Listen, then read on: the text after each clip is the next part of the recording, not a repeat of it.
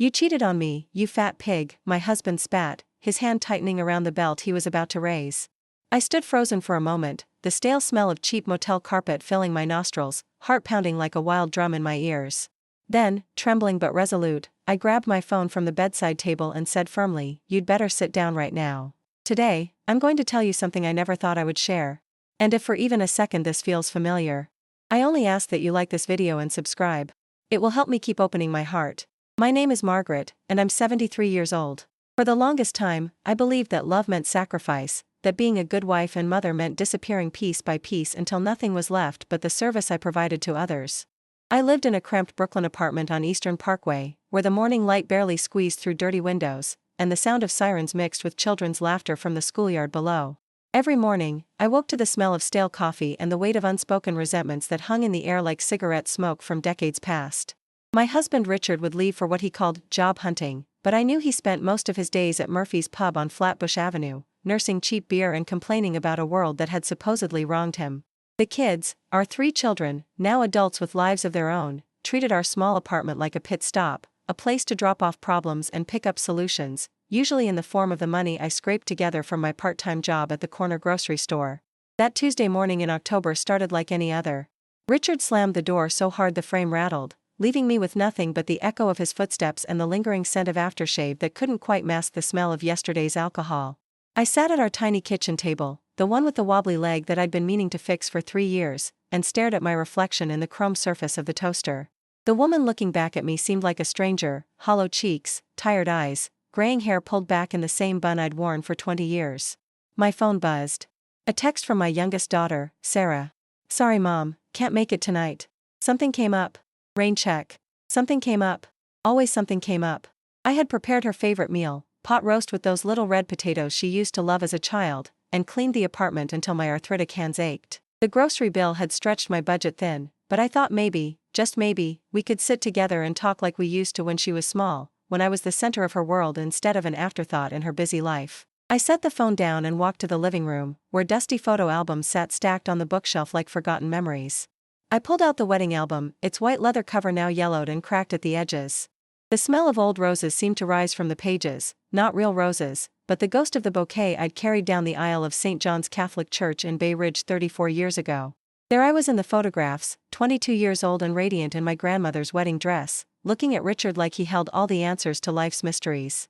He was handsome then, broad-shouldered and confident, promising me a future filled with love and security. "I'll take care of you, Maggie," he'd whispered as we danced to At Last by Etta James, his breath warm against my ear. "You'll never have to worry about anything." How naive I was. How beautifully, tragically naive. The years that followed were a slow erosion of that bright-eyed girl in the wedding photos. First came the children, Michael, David, and Sarah, and with them, a love so fierce it sometimes took my breath away.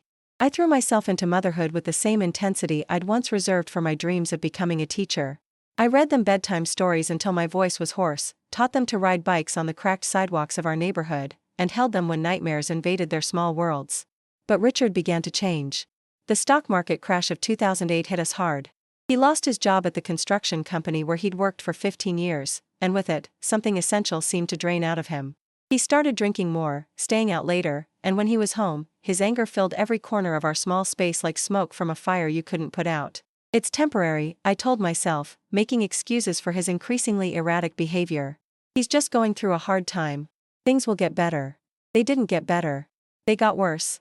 I took on extra shifts at the grocery store to make ends meet. My boss, Mrs. Chen, was kind enough to let me work the early morning stock shifts, so I could be home when the kids got out of school. I counted every dollar, every cent, stretching our meager income like elastic that was always on the verge of snapping. When the children needed school supplies or clothes, I made it happen. When Richard needed money for what he called networking, drinks with potential employers that never seemed to materialize into actual jobs, I made that happen too.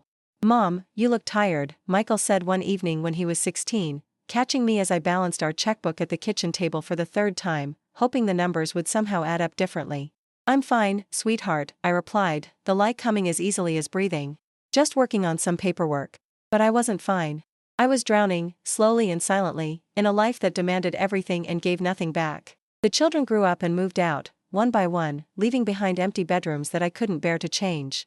Michael went to college upstate on a partial scholarship, I was so proud I cried for 3 days straight.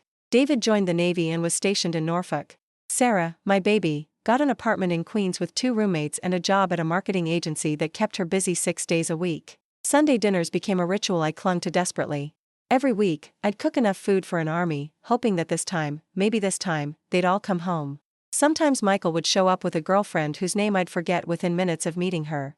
Occasionally, David would call from Virginia, his voice crackling through the phone connection. Sarah came more often than the others, but even she seemed distracted, always checking her phone, always somewhere else in her mind. Richard's drinking got worse. What started as a few beers after work became an all-day affair.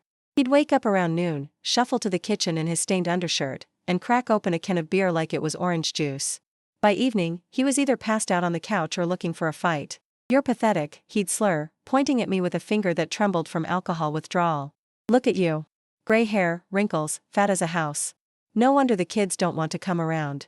The words cut deeper than any physical blow could have. Each insult was a small death, a tiny piece of my soul that withered and fell away.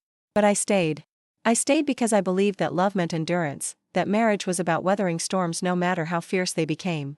I started sending money to help with what Richard claimed were job interviews and professional development courses. Hundreds of dollars disappeared from our joint account, money I earned stocking shelves and running a cash register for 8 hours a day. When I questioned the expenses, he became defensive, sometimes violent. "You don't trust me," he'd shout, his face red with rage and gin. "After everything I've done for this family, you're going to question me now?" The gaslighting was so subtle, so consistent, that I began to doubt my own perceptions. Maybe I was being unreasonable. Maybe I didn't understand the complexities of job hunting in a tough economy. Maybe I was the problem. My health began to suffer. Arthritis set in, making my morning shifts at the store increasingly painful. My back ached from lifting boxes and bending over to stock bottom shelves. I developed chronic headaches that throbbed behind my eyes like a persistent drumbeat. When I mentioned seeing a doctor, Richard scoffed. "We can't afford doctors, Maggie. You know that. Take some aspirin and stop complaining."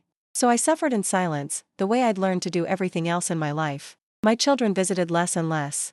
When they did come around, it was usually to ask for something: money for Sarah's security deposit, a loan for Michael's car repair, assistance with David's upcoming wedding. I gave because that's what mothers do. I gave until there was nothing left to give, and then I found a way to give more. "Mom, you're too generous," Sarah said one afternoon, pocketing the $200 I'd handed her for what she called a career opportunity. "You should keep more for yourself." But even as she said it, she was backing toward the door, eager to return to her real life, the one that didn't include sitting in a dim Brooklyn apartment listening to her father mumble complaints at the television. The loneliness was suffocating. I'd wake up in the middle of the night, listening to Richard's drunken snoring, and feel like I was disappearing.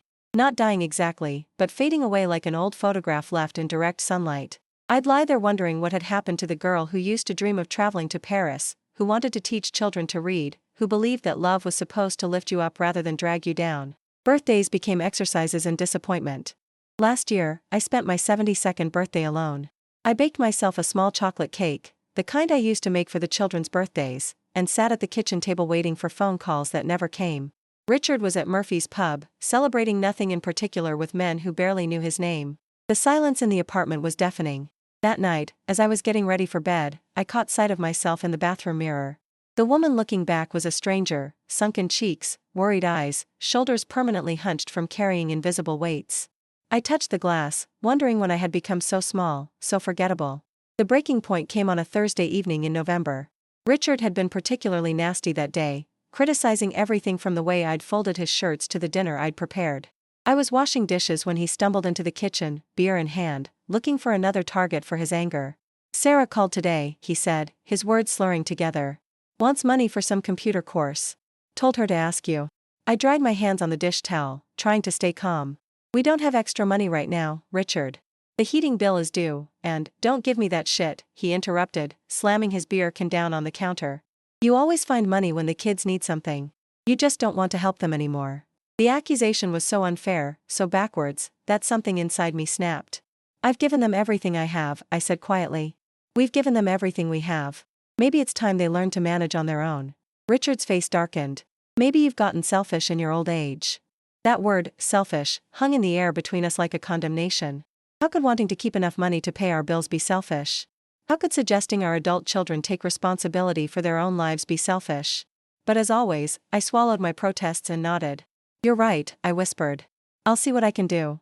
The next day, I went to the bank to withdraw money from our savings account, the small emergency fund I'd been building for years with $5 and $10 deposits. The balance was lower than I expected. Much lower. I asked the teller to print out a statement, my hands trembling as I reviewed the transactions. Hundreds of dollars had been withdrawn over the past several months, all with Richard's signature. Money I didn't know he'd taken. Money that represented years of careful saving, of choosing generic brands at the grocery store and walking to work instead of taking the bus. When I confronted him that evening, he barely looked up from the television. It's my money too, Maggie. I don't need your permission to access our account. But the heating bill will get paid when it gets paid. Stop worrying about every little thing. That night, I sat at the kitchen table with the bank statement spread out in front of me, calculating and recalculating the numbers. We were essentially broke. The man who called me selfish had spent our emergency fund on God knows what, leaving us vulnerable and exposed. I made a decision that would have seemed impossible just months earlier. I opened my own bank account.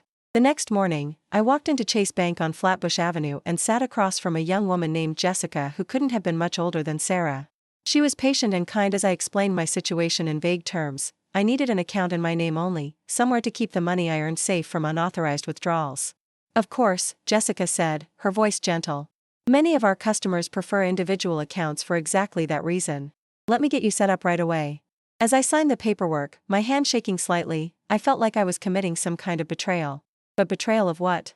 A marriage that had become a prison? A relationship where I was treated like a servant rather than a partner? I started depositing my paychecks into the new account, telling Richard that there were payroll issues at the store that would be resolved soon. It was a lie, but it bought me time to figure out what to do next. The children's requests for money became more frequent and more urgent. Sarah needed help with student loan payments.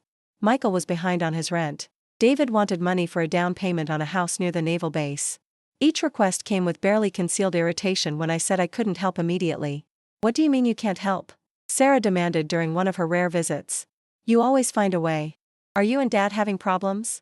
I wanted to tell her everything, about the drinking, the verbal abuse, the stolen money, the crushing loneliness that followed me everywhere like a shadow. Instead, I smiled and made excuses about temporary cash flow problems. But I was beginning to see our family dynamics with new clarity.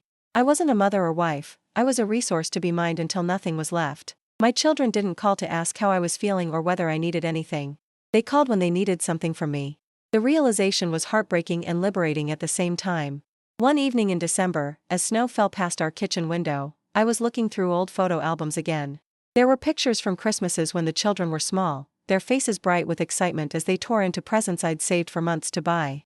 There were vacation photos from the one time we'd managed to rent a cabin in the Catskills, everyone laughing and relaxed, looking like the family I'd always dreamed we'd become. But as I studied the images more closely, I noticed something that made my chest tighten. In almost every photo, I was in the background, serving food, cleaning up messes, taking care of everyone else's needs.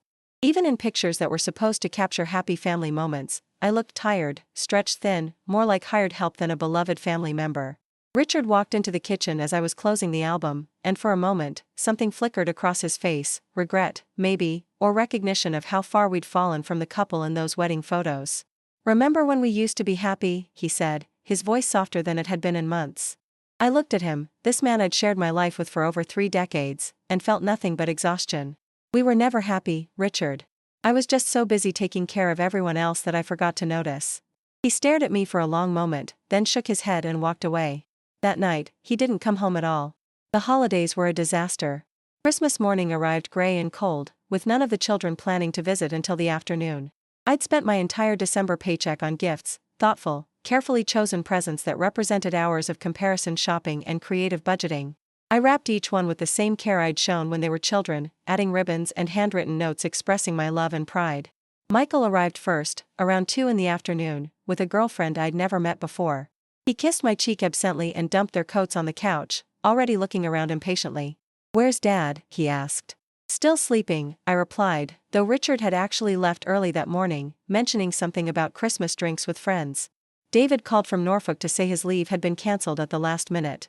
Sarah showed up 3 hours late, texting apologies and explanations about traffic that couldn't possibly account for such a long delay. We sat around the tree I'd decorated by myself, making awkward conversation while Michael's girlfriend played with her phone. The children opened their gifts with polite enthusiasm, but I could see their minds were already elsewhere, planning escapes back to their real lives. Sarah handed me a gift bag with tissue paper spilling out the top. Inside was a generic candle from the drugstore, still bearing a clearance sticker. "I know it's not much," she said, not making eye contact. "I've been so busy with work." I held the candle, vanilla-scented, the kind I'd bought for friends and acquaintances when I needed a last-minute gift, and felt something break inside my chest. Not my heart exactly, but whatever was left of my expectations. "It's lovely," I said, "because that's what you're supposed to say." "Thank you, sweetheart." By evening, they were all gone, leaving behind empty plates and the lingering sense that I'd failed somehow. I sat in the darkening living room, surrounded by wrapping paper and the echo of conversations where I'd been more spectator than participant. Richard came home around midnight, drunk and belligerent.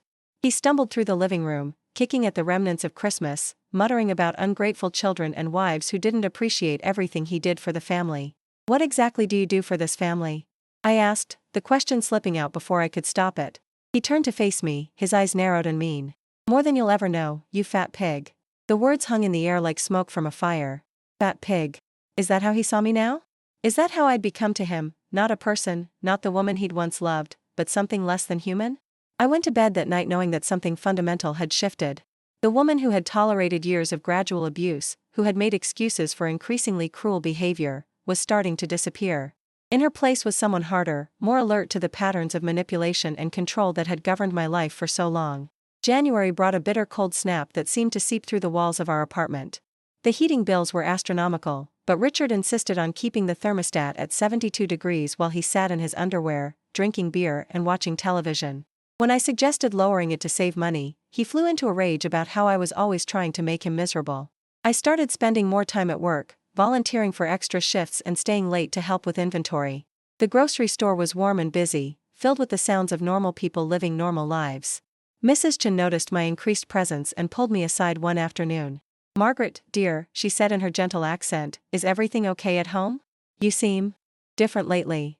The kindness in her voice nearly broke me. When was the last time anyone had asked how I was doing?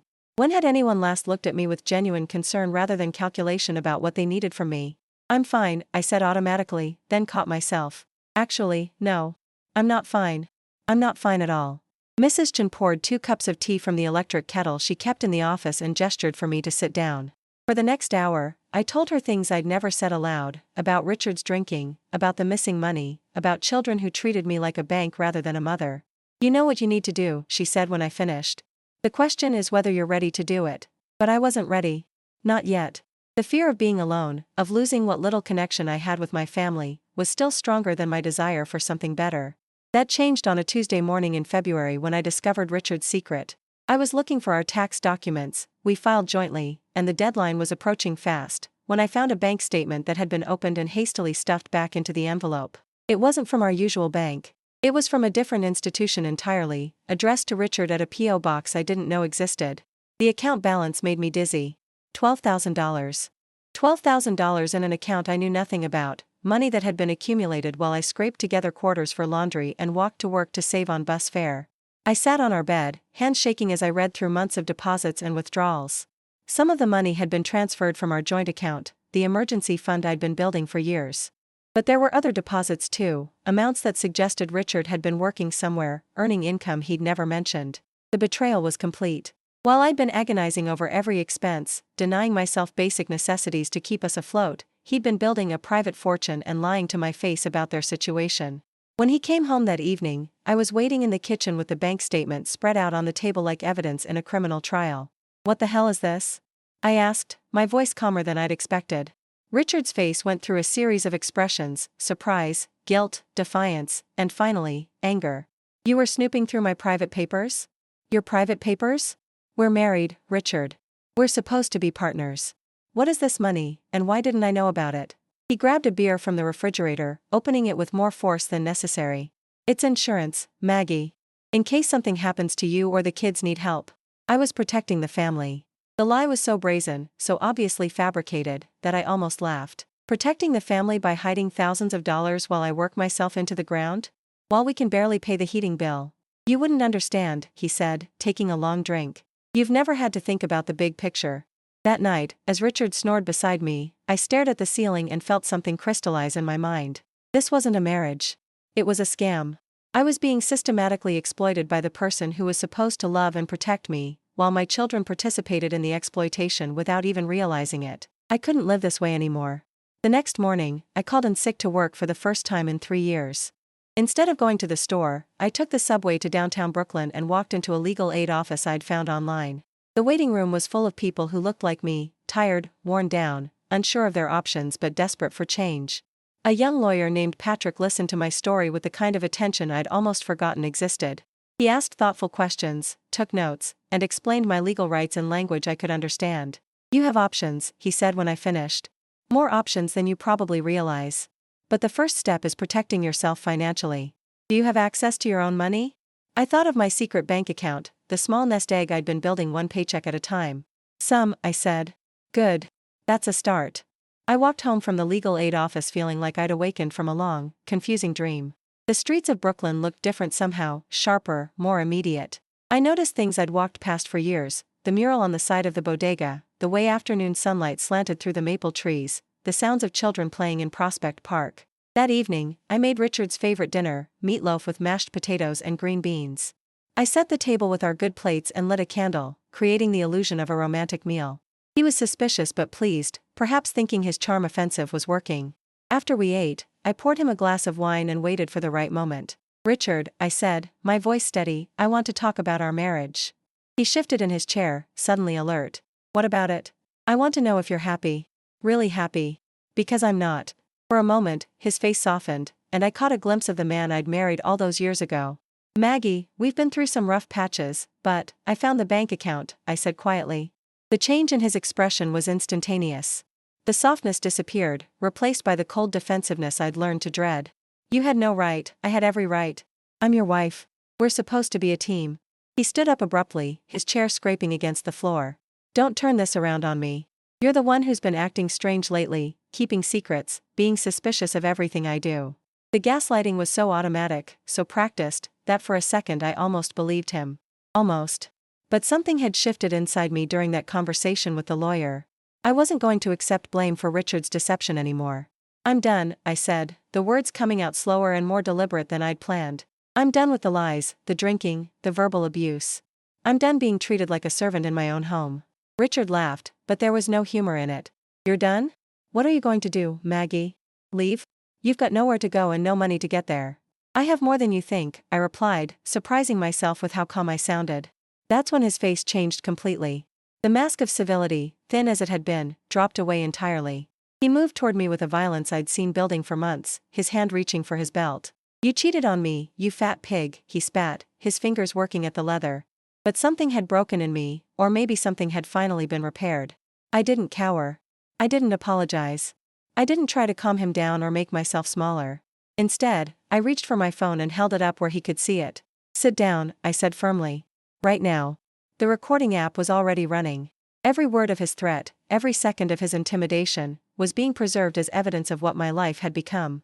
Richard stared at the phone, then at me, confusion replacing rage on his face. The woman standing in front of him wasn't the same person who had apologized for existing just days before. "You wouldn't," he said, but his voice lacked conviction. "Try me." He sat down. That night, I didn't sleep in our bedroom. I made a bed on the couch and lay awake thinking about the conversation I'd recorded, about the lawyer's words, about the life I wanted to build for myself. For the first time in years, I felt something I'd almost forgotten existed: hope. The next morning, I called my children and asked them to come over for a family meeting. Sarah was irritated about the short notice. Michael had to rearrange his schedule. David couldn't leave Norfolk but agreed to join by video call. None of them seemed particularly concerned about why I was calling them together. They probably assumed I wanted to discuss more ways to help them financially. They were in for a surprise. Saturday afternoon arrived gray and drizzly, typical February weather that made the apartment feel smaller than usual. Sarah got there first, looking impatient and checking her phone every few minutes. Michael arrived with the same girlfriend from Christmas, whose name I'd finally learned was Jessica, though she barely acknowledged my greeting. I set up my laptop so David could see everyone from Virginia, his face pixelated and slightly out of sync on the screen. Richard sat in his chair like a sullen teenager, nursing a beer despite my request that he wait until after we talked. "Okay, Mom," Sarah said, crossing her arms. "We're all here. What's this about?" I looked around at my family, these people I'd sacrificed everything for, and wondered how we'd become such strangers to each other. When had family meetings become inconveniences rather than opportunities to connect? I want to talk about how we treat each other, I began, my voice steady despite the hammering of my heart. About respect and boundaries and what it means to be a family. Michael shifted uncomfortably. Is this about money? Because I told you I'd pay you back for the car repair as soon as I get my tax refund. It's not about any single thing, I said. It's about patterns. It's about the way you all see me, the way you talk to me, the way you treat this relationship. Sarah rolled her eyes. Mom, if this is about us not visiting enough, when was the last time any of you called to ask how I was doing? I interrupted. Not to ask for money or favors, but just to see how I was feeling. The silence that followed was deafening. David's pixelated face stared out from the laptop screen. Michael found something fascinating about his fingernails. Sarah's phone buzzed, and she automatically reached for it before catching herself. We call, she said defensively. We talk all the time. You call when you need something, I replied. There's a difference. Richard cleared his throat. Maggie, don't you think you're being a little dramatic here? I turned to look at him, this man who had been systematically stealing from me while calling me selfish for wanting to keep enough money to pay our bills. Richard has something he'd like to share with all of you, I said, pulling the bank statement from the folder beside my chair. About the $12,000 he's been hiding from me while I work extra shifts to keep food on the table. The explosion that followed was immediate and confused. Multiple voices talking over each other, accusations flying back and forth, everyone trying to understand what was happening and why they were being forced to deal with it. Mom, what are you talking about? David's voice crackled through the laptop speakers. Your father has been lying to me about money, I said simply. For months. Maybe longer. While I've been sending you kids everything I can afford, he's been building a secret nest egg. Richard's face was red with rage and embarrassment. This is private business between your mother and me. It has nothing to do with any of you. It has everything to do with them, I shot back.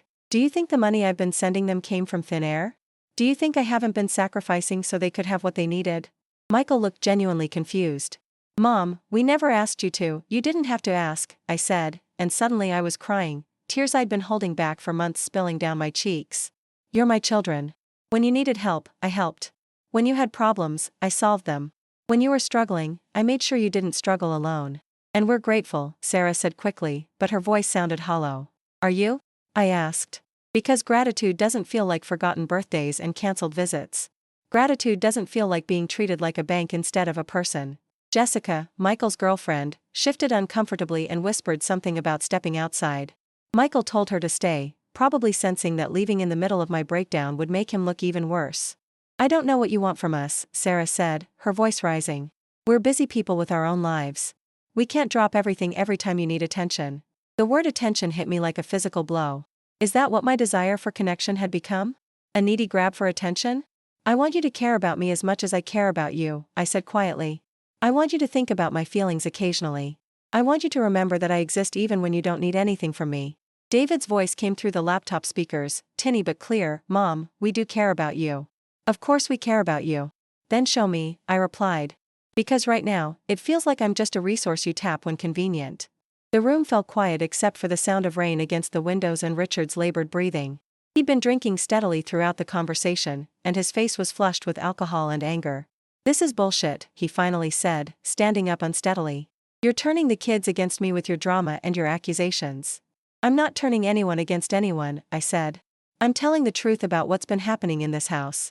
What's been happening, Richard said, pointing at me with the hand holding his beer, is that you've gotten bitter and paranoid in your old age. You can't stand that the kids have their own lives, so you're trying to guilt them into paying more attention to you. The cruelty of his words, delivered in front of our children, was breathtaking. But instead of collapsing under the familiar weight of his verbal abuse, I felt something unexpected: clarity. You're right about one thing, I said, standing to face him. I have changed. I've stopped accepting being treated badly. I've stopped making excuses for people who hurt me. And I've stopped setting myself on fire to keep other people warm. I walked to the kitchen and came back with my worn purse, pulling out a small stack of photographs I'd prepared for this moment. Wedding pictures, baby pictures, family vacations, images of happier times that felt like artifacts from someone else's life. I'm going to tell you all something that might be hard to hear, I said, my voice growing stronger with each word. This family is broken. We don't communicate, we don't support each other emotionally, and we don't treat each other with basic respect. I held up the wedding photo, Richard and me dancing at our reception, young and hopeful and completely unprepared for what was coming. Then I tore it in half. The sound of ripping paper seemed to echo in the small room. Sarah gasped. Michael's mouth fell open. Even David leaned closer to his camera, trying to understand what he was seeing. "Mom," Sarah whispered, "what are you doing?" "I'm stopping," I said simply. "I'm stopping the cycle of giving everything and getting nothing back. I'm stopping the pretense that this is a healthy family just because we share DNA." I tore the photo again, then again, until it was just pieces of paper scattered on the coffee table. "You're having some kind of breakdown," Richard said, but his voice was less confident now, more uncertain. "No," I replied. "I'm having a breakthrough." I walked to the closet and pulled out Richard's belt, the same belt he'd raised toward me just days earlier, and held it up for everyone to see. "This," I said, "represents 30 years of intimidation and threats. 30 years of walking on eggshells in my own home, afraid of triggering someone else's anger." I walked to the kitchen junk drawer and dropped the belt inside, then closed it firmly. "I won't be afraid anymore." The silence that followed was profound and uncomfortable. My children looked like they were watching a stranger, someone who happened to look like their mother but was behaving in completely unfamiliar ways.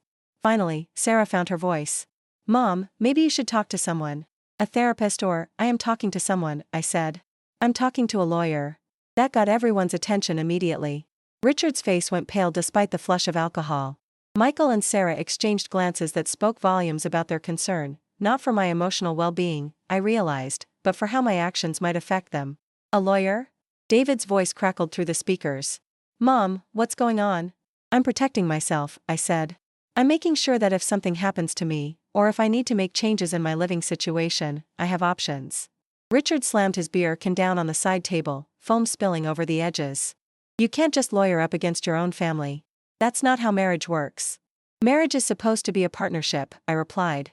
"When did you last treat me like a partner instead of a servant?" The question hung in the air without an answer because we all knew there wasn't one, at least not one that would reflect well on Richard. Michael cleared his throat uncomfortably. "Look, Mom, maybe Dad hasn't been perfect, but divorce is pretty extreme. You guys have been together for over 30 years. "Sunk cost fallacy," I said, surprising myself with the clinical term I'd learned from a library book about emotional abuse. "Just because you've invested time in something doesn't mean you should keep investing in it if it's destroying you." Sarah was crying now, probably more from confusion and fear than from sadness. "We can work this out," she said. "Families fight sometimes, but we can fix this." "Can we?" I asked. "Because I've been trying to fix this for decades, and it keeps getting worse."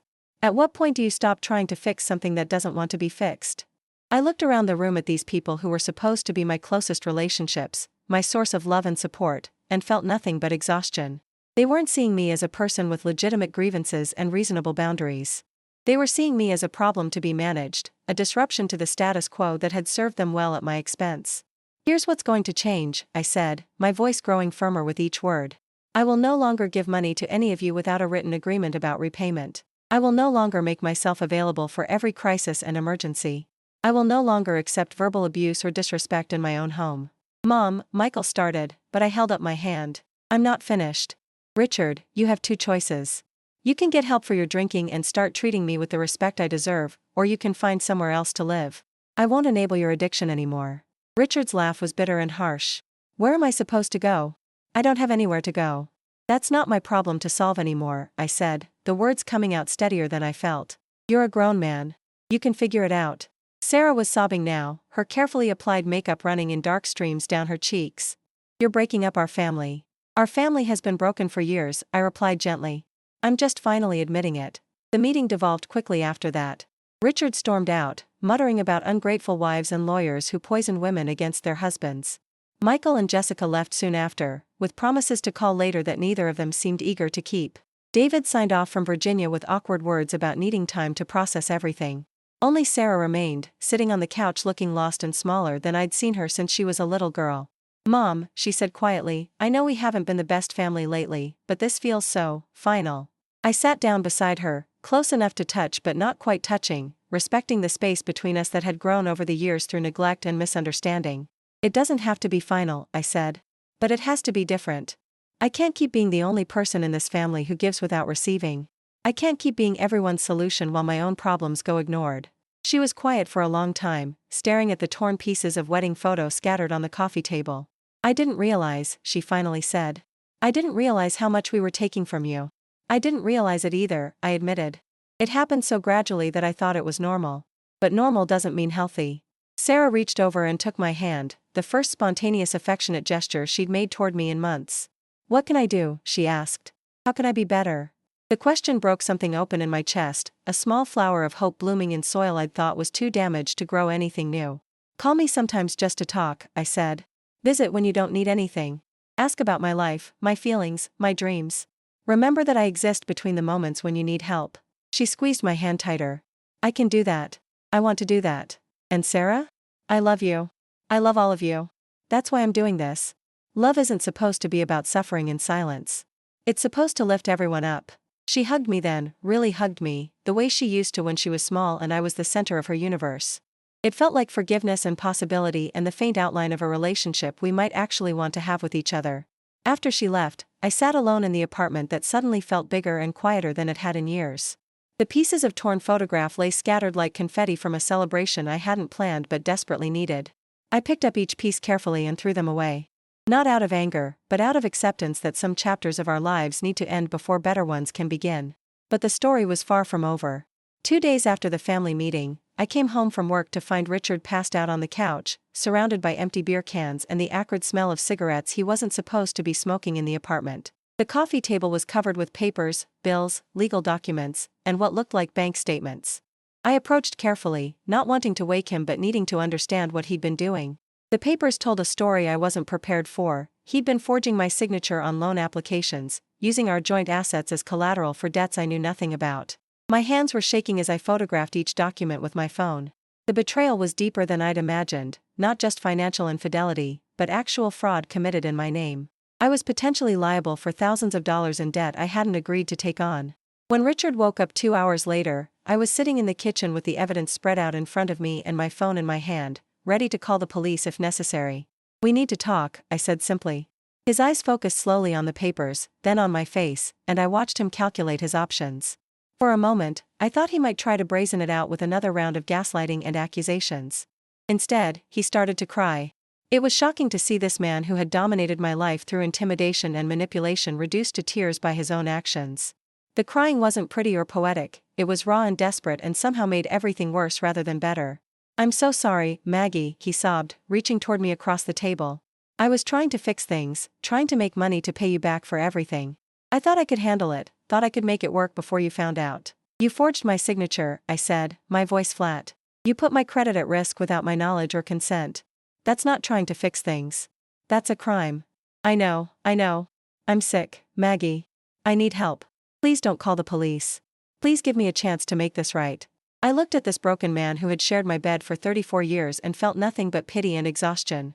The anger I'd expected was replaced by a profound sadness, not for what we were losing, but for what we'd never really had. I'm not calling the police tonight, I said. But you need to leave. You need to get help, and you need to fix this mess you've created. I can't do it for you anymore. He nodded frantically, promises spilling out between sobs about rehab and therapy and making amends. But I'd heard versions of these promises before, during previous crises when his behavior had cornered him into temporary contrition. This time was different only because I was different. I wasn't going to save him from the consequences of his choices anymore. The next morning, I helped him pack 2 suitcases, a kindness I probably shouldn't have extended, but old habits die hard. He kept asking where he was supposed to go, as if it was my responsibility to solve the homelessness his actions had created. You can stay with your brother in Queens until you figure things out, I suggested. Or there are programs for people with drinking problems. Patrick at the legal aid office gave me some phone numbers. Richard's face darkened at the mention of the lawyer. You told a stranger about our private business? Our private business became public business when you forged my signature on legal documents, I replied. I'm protecting myself now. That's what adults do when they can't trust their spouse. He left that afternoon with his suitcases and a long list of resentments about how I was abandoning him when he needed me most. But for the first time in years, his attempts to make me feel guilty fell flat. I felt sorry for him, genuinely sorry for the disease that had twisted him into someone capable of such betrayal, but I didn't feel responsible for fixing him. That evening, alone in the apartment for the first time since the children had moved out, I did something I hadn't done in decades. I took a long bath with candles and a glass of wine, and I didn't worry about anyone's needs but my own. The silence was golden. Over the next few weeks, I established new routines that had nothing to do with managing other people's emergencies. I read books I'd been meaning to get to for years. I watched movies Richard would have complained about. I cooked meals I enjoyed rather than meals designed to avoid criticism. The children's reactions to their father's departure were mixed and complicated. Michael was angry with me for giving up on the marriage. David expressed concern about Richard's well-being but didn't offer to help him directly. Sarah surprised me by being supportive, even offering to help me change the locks if I wanted to make the separation official. "I'm proud of you," she said during one of our phone conversations, calls that were happening more frequently now, and not always because she needed something. "I know that wasn't easy." "Nothing worthwhile ever is," I replied, words I was still learning to believe. But the biggest test of my newfound boundaries came on a Thursday evening in April when my phone rang with a number I didn't recognize. "Mrs. Patterson? This is Dr. Williams from Brooklyn Methodist Hospital. Your husband has been admitted to our emergency room. He listed you as his emergency contact." My first instinct was panic. Despite everything, Richard was still the person I'd shared my life with for over 3 decades. "What happened? Is he okay?" "He was brought in by ambulance after collapsing at a bar in Queens. His blood alcohol content was dangerously high, and he's showing signs of liver damage. He's stable now, but he's asking for you." The old me would have dropped everything and rushed to the hospital. I would have spent the night by his bedside, called in sick to work, and thrown myself into the crisis with the same intensity I'd brought to every family emergency for decades. Instead, I sat down at my kitchen table and thought carefully about what I owed him and what I owed myself. "Thank you for letting me know," I told the doctor. "I won't be coming tonight, but please keep me informed of his condition." There was a surprised pause on the other end of the line. "Ma'am, he's quite insistent about seeing you. He seems very worried that you won't come." Dr. Williams, I said gently, "my husband is an alcoholic who has chosen not to get treatment despite numerous opportunities. This hospitalization is a consequence of his choices, not a medical emergency I'm responsible for managing." I gave the doctor the phone numbers for Richard's brother and his few friends, people who could provide emotional support without enabling his self-destructive behavior. After I hung up, I sat in the quiet of my apartment and waited to feel guilty. The guilt I'd been trained to feel when I wasn't performing the role of rescuer, caregiver, and emotional manager for everyone around me. But the guilt didn't come. Instead, I felt something I'd almost forgotten existed: peace. Richard spent 4 days in the hospital. His brother Tom called to update me on his condition and to express surprise that I wasn't there. "Maggie, whatever problems you two are having, he's really sick. Don't you think you should put aside your differences and be there for him?" "Tom," I said, "I spent 34 years being there for him while he destroyed his health and our marriage with alcohol. Being there for him now means letting him face the consequences of his choices without rescue or interference from me. That seems pretty cold." "It seems pretty healthy," I replied, surprising myself with how confident I sounded. Richard was discharged to a transitional living facility that specialized in helping people with addiction issues. Tom called to tell me the address, probably expecting me to visit or at least send care packages. Instead, I sent a card with a simple message: "I hope you get the help you need." The response came 3 days later in the form of a voicemail that was equal parts self-pity and rage. Richard had obviously been drinking again despite supposedly being in treatment. His words were slurred but his accusations were crystal clear: I was a heartless bitch who had abandoned him when he needed me most. I saved the voicemail as evidence of his continued instability and shared it with Patrick at the legal aid office.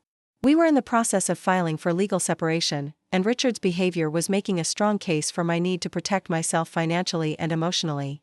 But just as I was starting to feel like the worst was behind me, life delivered one final test of my resolve. It came in the form of a Facebook message from Sarah's best friend, Emma, a young woman I'd always liked but hadn't spoken to in months. "Hi Mrs. Patterson. I hope you don't mind me reaching out, but there's something I think you should know about. Some of the family has been saying things about you on social media, and I thought you deserved to hear it from someone who cares about you." She included screenshots of posts and comments from various family members and their friends, a digital pylon that painted me as a selfish woman who had abandoned her sick husband and turned her back on her own children. Michael had posted a long rant about how divorce was destroying American families, clearly aimed at me though he hadn't mentioned me by name. Several of his friends had commented with sympathy for his poor father and criticism of mothers who put themselves first. Even worse was a comment thread on one of Sarah's posts where extended family members discussed my breakdown and speculated about my mental health. Richard's sister had shared her opinion that I was going through the change and couldn't be held responsible for my irrational behavior. The cruelest cut was a post from my own mother-in-law, Richard's 80-year-old mother who had never liked me but had always been polite to my face. She had shared an article about the importance of forgiveness in marriage with the comment, "Some people don't understand what, for better or worse, means." Reading those posts felt like being slapped by every person who had ever benefited from my tendency to absorb criticism and blame without fighting back. They were telling a story about me that was completely divorced from reality, but it was a story that made them feel better about their own behavior. For a moment, I felt the familiar urge to defend myself, to write long explanations of what had really happened, to provide evidence of Richard's abuse and my children's neglect. I wanted to screenshot the forged loan documents and the bank statements showing his hidden money. I wanted to record testimony about the years of verbal abuse and emotional manipulation. But then I realized something that felt like liberation: their opinions of me were no longer my problem. These people who were calling me selfish had never asked why I was making the choices I was making.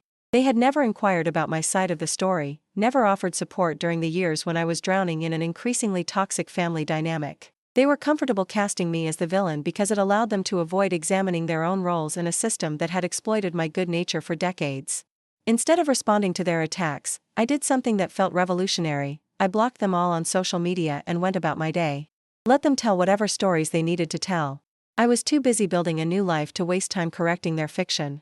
That afternoon, I did something I'd been putting off for weeks. I walked into a community center in Park Slope and signed up for a watercolor painting class. "Have you painted before?" asked the instructor, a cheerful woman in her 50s named Joan who had paint under her fingernails and genuine enthusiasm in her voice. "Not since high school," I admitted. "I'm not sure I remember how." "That's perfect," Joan said with a smile. "We'll start fresh." The class met twice a week in a bright room that smelled like coffee and creativity. My fellow students were mostly women my age or older, people who had reached a stage of life where they finally had time to pursue interests that had been deferred for decades. We painted flowers and landscapes, still lives and abstract expressions of color that didn't have to represent anything but joy. My first attempts were clumsy and uncertain, but Joan encouraged experimentation over perfection. "Art isn't about creating something perfect," she told us during our third class. "It's about expressing something true." I thought about that as I mixed blues and greens on my palette, creating shades that reminded me of the ocean vacations I'd never taken but still dreamed about. The women in the class became my first real friends in years. We went out for coffee after painting sessions, sharing stories about our lives and laughing about things that had nothing to do with family drama or personal crisis. Betty, a retired librarian, was learning watercolor after her husband's death. Linda had raised 4 children and was finally pursuing art now that her youngest had graduated from college. Marjorie was a widow who painted portraits of birds she saw from her apartment window. None of them needed anything from me except friendship. It was a revelation to have relationships based on mutual enjoyment rather than mutual dependence. "You seem lighter lately," Sarah observed during one of our phone conversations. We were actually talking regularly now, something I was still adjusting to. "I feel lighter," I replied. "I'm doing things I want to do instead of things I have to do." "Like what?" I told her about the painting class, about my growing collection of watercolors that now decorated my apartment walls. I described my new friends and the trips we were planning: a weekend in the Catskills to paint autumn foliage, a visit to the Metropolitan Museum of Art to see the Impressionist collection. "That sounds amazing, Mom," Sarah said, and she sounded like she meant it. "I'm glad you're taking care of yourself." "I'm learning how," I admitted. "It's harder than I expected, but it feels necessary." We talked for an hour that day, the longest conversation we'd had in months that didn't revolve around someone's crisis or need. She told me about her work, her boyfriend, her hopes for the future. I shared my thoughts about art, travel, and the books I was reading. It felt like getting to know each other for the first time. Michael was slower to come around. His anger at what he saw as my abandonment of the family ran deep, and he struggled to understand why I couldn't just forgive and forget the way I always had before. "Dad's really struggling, Mom," he said during a tense phone conversation. "He's in some kind of halfway house, and he sounds terrible. Don't you feel bad about that?" "I feel sad about it," I replied carefully. "I feel sad that he chose alcohol over his family for so many years. But I don't feel responsible for fixing the mess he made." "But you're his wife. Isn't that what marriage means?" "Marriage is supposed to be mutual, Michael. It's supposed to involve 2 people looking out for each other, not one person sacrificing everything while the other person takes advantage." I don't think Dad was taking advantage. I think he was just struggling. The conversation went in circles, with Michael unable to see past his idealized version of family loyalty and me unwilling to retreat from the boundaries I'd fought so hard to establish. But even Michael began to soften when he saw how much happier I seemed during his rare visits. I wasn't the tense, anxious woman who had walked on eggshells for years, ready to drop everything to manage the next crisis. "You look good, Mom," he admitted during a Sunday dinner, the first one I'd hosted since Richard left. "Different, but good." I had cooked all of his favorite foods and set the table with care, but without the desperate hope that the gesture would somehow fix our relationship. I was simply enjoying the act of cooking for someone I loved, without strings attached. After dinner, we sat in the living room looking through photo albums, not the painful ritual of examining past happiness, but a genuine sharing of memories that felt simultaneously nostalgic and forward-looking. I remember when you used to paint, Michael said, pointing to a picture of me at an easel during my brief art phase in my 20s.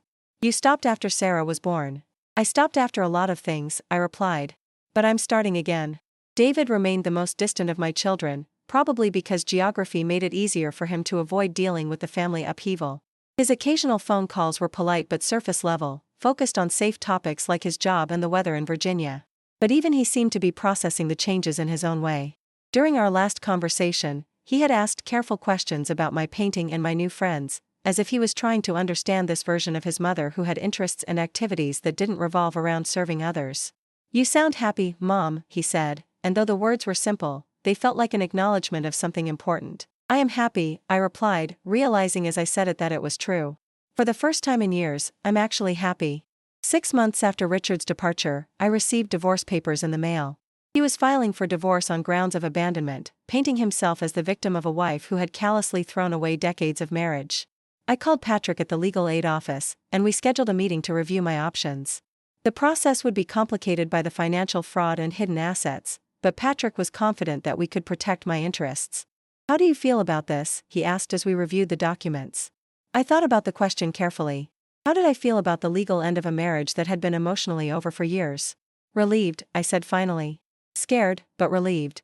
The divorce proceedings stretched over several months, with Richard's lawyer attempting to portray me as a vindictive wife who had refused to support her husband through his illness.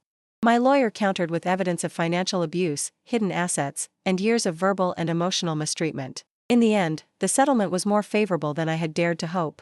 I kept the apartment and most of our shared assets, while Richard was held responsible for the debts he had accumulated through fraud. The judge was not sympathetic to his claims of abandonment given the documented evidence of his deceptive behavior. On the day our divorce was finalized, I walked out of the courthouse and took a taxi to the community center where my painting class met. I had a canvas waiting, and for the first time in months, I knew exactly what I wanted to paint. I painted the sunrise I had watched from my kitchen window that morning, the golden light streaming through glass that I had cleaned because I wanted to see clearly, not because someone had criticized my housekeeping. I painted the freedom of a woman who had learned to say no, to set boundaries, to choose herself without guilt or apology. Joan looked over my shoulder as I worked, nodding approvingly at the bold strokes of yellow and orange across the canvas. This is your best work yet, she said. There's something powerful about it. Something true. Something true. I thought about those words as I cleaned my brushes and packed up my supplies. For the first time in decades, I was living something true, a life that reflected my actual values and desires rather than my trained responses to other people's expectations. That evening, I called Sarah to tell her the news about the divorce finalization. We talked for a long time about what it meant and how we felt about it. Are you sad? She asked. I'm sad about what we never had, I replied. But I'm not sad about what we've lost, because what we had wasn't working for anyone. Do you think Dad will be okay? It was a fair question, and one I'd thought about more than I probably should have. Richard was still struggling with his addiction, still bouncing between temporary housing situations and treatment programs. His brother Tom provided periodic updates that painted a picture of a man who hadn't yet hit bottom despite losing his marriage and family. I hope so, I said honestly. But his recovery isn't my responsibility anymore. The best thing I can do for both of us is to live my own life well. A year after the divorce, I did something I'd dreamed about for decades. I took a trip to Europe. It started as a joke during a painting class when Betty mentioned wanting to see the Impressionist paintings in their original settings. We should go to France, she said with a laugh. See where Monet painted those water lilies. But the idea took root, and within a few weeks, 4 of us from the painting class were seriously planning a trip to Paris and the French countryside. We would spend a week visiting museums and painting in the same locations where famous artists had created their masterpieces. I called Sarah to tell her about the trip, nervous about her reaction. The old me would have felt guilty about spending money on travel while my children were still paying off student loans and saving for houses. Mom, that's incredible. Sarah exclaimed, her enthusiasm genuine and immediate. You've wanted to go to Paris forever. I'm so happy you're finally doing it. The trip was everything I had dreamed and more. We stayed in a small hotel in Montmartre, ate croissants at sidewalk cafes, and spent long afternoons in the Musée d'Orsay studying brushstrokes and techniques. I painted the Seine at sunset, Notre Dame Cathedral in the early morning light, and the gardens at Giverny where Monet had lived and worked. But the most memorable moment came on our last evening in Paris. We were sitting at a cafe near our hotel, sharing a bottle of wine and talking about everything we had seen and experienced. The conversation turned to our lives back home, to the paths that had brought us to this moment. I never thought I'd travel alone, Betty confessed. My husband always handled all the planning, all the decisions. After he died, I assumed that part of my life was over. I never thought I'd put myself first, I added, thinking about the years when my own dreams had seemed selfish and unrealistic. I thought good mothers and wives were supposed to sacrifice everything for their families. Maybe we're just late bloomers, Linda suggested with a smile. Better late than never. I raised my glass in a toast. To late bloomers. To second chances. To the courage to start over. We drank to new beginnings and the friendships that had made them possible. When I returned from France, my apartment felt different, not smaller or shabbier, but like a place where someone interesting lived. I hung my paintings from the trip on the walls and filled the space with plants and books and objects that made me happy. Sarah visited more often now, sometimes bringing her boyfriend Marcus, who turned out to be a thoughtful young man with a genuine interest in art. We would sit in my living room, drinking tea and talking about everything from politics to philosophy to our shared love of mystery novels. I like coming here now, Sarah admitted during one of these visits. It used to feel so tense, like everyone was walking on eggshells around Dad. Now it feels peaceful. Even Michael began to visit more regularly, though his process of accepting the changes in our family was slower and more complicated. He brought Jessica, now his fiancée, who had previously seemed uncomfortable in our home but now appeared more relaxed. "Your mom is pretty cool," she told Michael after a Sunday dinner where we'd spent an hour looking at my travel photos and paintings. "I didn't realize she was such an artist." "Neither did I," Michael admitted, and I could hear the surprise in his voice. "I guess there was a lot about her I didn't know." David remained distant but not absent. He called more frequently and had even mentioned wanting to bring his wife and children to visit during his next leave. There was something in his voice during our recent conversations, a respect that hadn't been there before, an acknowledgement that his mother had become someone worth knowing. The most surprising development was my relationship with my granddaughter, Chloe, Sarah's daughter from a previous relationship. Chloe was 15 and had always been polite but distant during family gatherings. But as I became more authentically myself, she seemed to become more interested in spending time with me. "Grandma, can you teach me to paint?" she asked during a visit last spring. We spent the afternoon at my easel, mixing colors and talking about everything from art to school to her dreams for the future. She was bright and funny and completely unimpressed by the family drama that had consumed so much of our energy over the past few years. "I'm proud of you for leaving Grandpa," she said with the directness that teenagers possess. "He was mean to you, and you didn't deserve that." The simple clarity of her statement took my breath away. Sometimes it takes the perspective of someone completely outside the system to see the truth clearly. "Thank you," I said. "That means a lot coming from you. Mom says you're happier now. Are you?" I considered the question as we painted side by side, grandmother and granddaughter creating art in the afternoon light that streamed through windows I had learned to keep clean for my own pleasure rather than someone else's approval. "Yes," I said simply. "I am happier." It took me a long time to learn the difference between being needed and being valued, but I'm glad I finally figured it out. As I'm recording this story, it's been 2 years since I asked Richard to leave our home. 2 years since I stopped accepting verbal abuse as the price of companionship. 2 years since I learned to say no without guilt and yes without fear. The apartment is quiet now, but it's a peaceful quiet rather than the heavy silence of resentment and unspoken anger. I wake up each morning to sunlight streaming through clean windows and the sound of birds in the trees outside. I make coffee because I enjoy the ritual, not because someone will criticize me if I don't. My days are full but not frantic. I work at the grocery store because I choose to, not because I'm desperately scraping together money to enable someone else's addiction. I take painting classes and book clubs and have learned to drive, something Richard had always insisted I didn't need to do since he could drive me wherever I needed to go. My relationships with my children are healthier now, based on genuine affection rather than financial dependence and emotional manipulation. They call to check on me, they visit because they enjoy my company, and they've learned to solve their own problems without expecting me to provide instant solutions. Richard is still alive, still struggling with alcohol, still living in various temporary situations around the city. I hear updates occasionally through mutual friends, and while I feel sad about the trajectory of his life, I no longer feel responsible for changing it. Tom called me last month to let me know that Richard had been hospitalized again, this time with serious liver damage. "He's asking for you," Tom said, just as the doctor had 2 years earlier. "I'm sure he is," I replied. "But my visiting won't change anything about his condition or his choices. I hope he gets the help he needs, but I can't be part of that process anymore." Tom was disappointed by my response, probably thinking I was being heartless. But I've learned that there's a difference between compassion and enabling, between love and codependence. I can wish Richard well without sacrificing my own well-being on the altar of his addiction. The hardest lesson I've learned is that you can love someone and still refuse to be destroyed by them. You can have compassion for someone's struggles while maintaining boundaries that protect your own peace of mind. Last week, I received a letter from Richard, the first direct communication we'd had since the divorce. It was handwritten on lined paper, his familiar script more shaky than I remembered. He apologized for the pain he had caused, acknowledged the damage his drinking had done to our marriage, and asked if we could meet for coffee to talk about the possibility of reconciliation. I read the letter twice, looking for signs of genuine change versus the temporary contrition I'd seen so many times before. The words sounded different this time, more specific, less focused on his own suffering and more aware of the impact his behavior had on others. But even if the change was real, even if he had finally achieved the sobriety he'd promised dozens of times over the years, I realized that I didn't want to go back to our marriage. Not because I was angry or vindictive, but because I had discovered that I liked the woman I was becoming without him. I wrote back, a kind but clear letter explaining that while I was glad he was working toward recovery, I was not interested in resuming our relationship. I wished him well and asked him not to contact me again. It felt like completing a circle, ending the story with clarity and compassion rather than anger or regret. These days, I spend my mornings painting in the light that streams through my kitchen window. I paint the things I see and the things I imagine, seascapes and mountain views, portraits of my new friends, abstract expressions of emotions I'm still learning to name. My afternoons are often spent with Betty and Linda and Marjorie, women who have become the sisters I never had. We go to museums and movies, take day trips to interesting places, and call each other when we need to talk through whatever is happening in our lives. My evenings are mine to fill as I choose. Sometimes I read books that have been waiting on my shelf for years. Sometimes I cook elaborate meals just because I enjoy the process.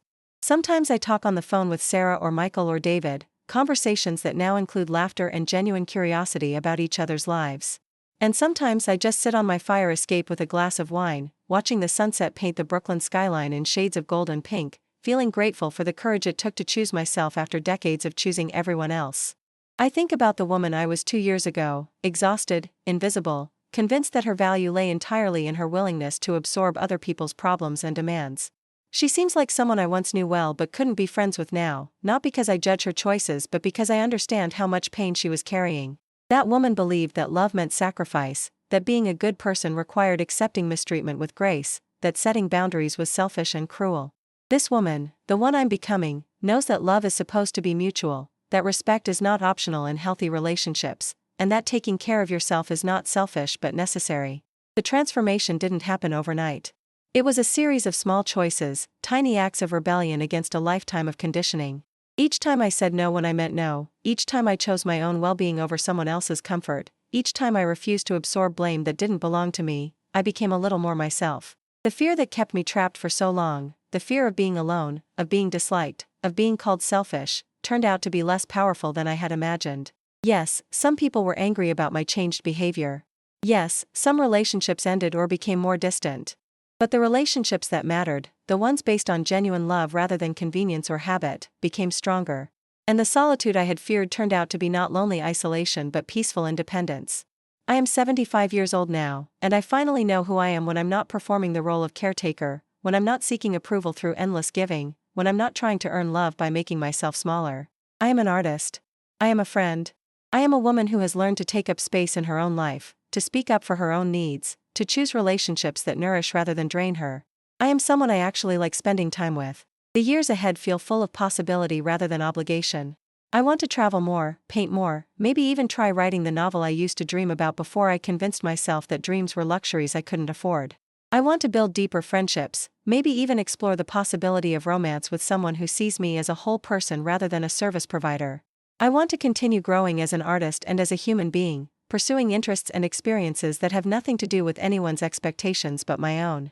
Most of all, I want to serve as an example for other women my age who might be trapped in similar patterns of self-sacrifice and people-pleasing.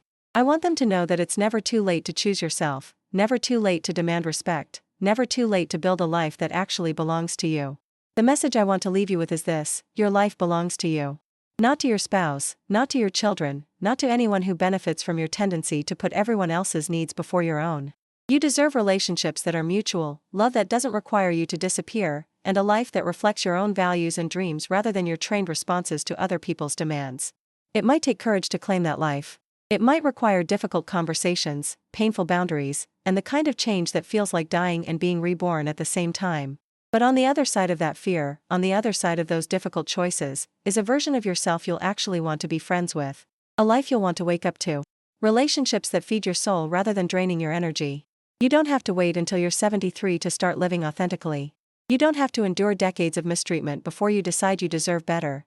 You can start today. You can start right now. You can close your eyes and ask yourself, what would my life look like if I made decisions based on what I actually want rather than what other people expect from me? And then you can take one small step toward that life. Just one. And then another. That's how transformation happens, not in dramatic gestures, but in the accumulation of small choices that honor your true self rather than the version of you that exists to serve others. Have you ever lived something like this? Have you found yourself disappearing piece by piece in relationships that demand everything and give nothing back? Have you wondered what your life might look like if you finally learned to choose yourself? I'd love to hear your story. If my words have touched something in you, if you see yourself in any part of this journey, please let me know in the comments below. Share your own experience, your own struggles with boundaries and self-worth. Tell me about the moment you realized you deserved better, or about the fear that's still keeping you trapped. Your story matters. Your courage matters. Your choice to honor your own life and needs matters more than you might believe. And if this video has helped you in any way, if it's given you even a small measure of hope or validation or courage, please like it and subscribe to this channel. Your support helps me continue sharing these stories, and it helps ensure that other people who need to hear this message will have the chance to find it. Thank you for listening to my story. Thank you for seeing me, for believing in the possibility of transformation, for understanding that it's never too late to choose the life you actually want to live. Now go choose it. You deserve nothing less.